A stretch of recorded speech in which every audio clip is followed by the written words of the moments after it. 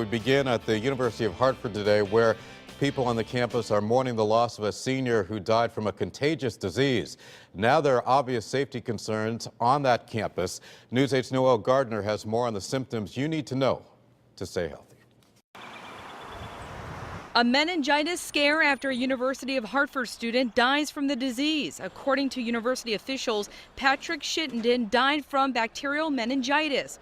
Doctors say it's a communicable disease. Dr. Ulysses Wu, chief of infectious diseases at St. Francis Hospital.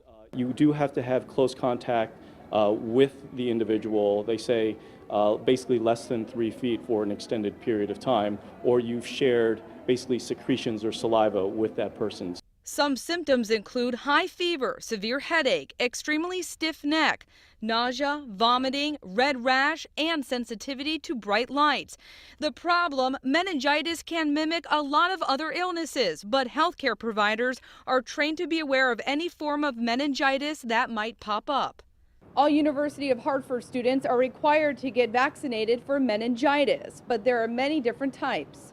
The vaccination is actually very good, and it is protective to a certain extent. And actually with the vaccination, we've seen, since it doesn't protect you against all types, we've seen more of a shift towards the one type that it doesn't protect you because it's so effective against the other types. Dr. Wu says it is treatable if you catch it early enough with antibiotics. I think is recognition of the disease, and if anybody has had close contact to this individual, they should notify their doctor or their health provider.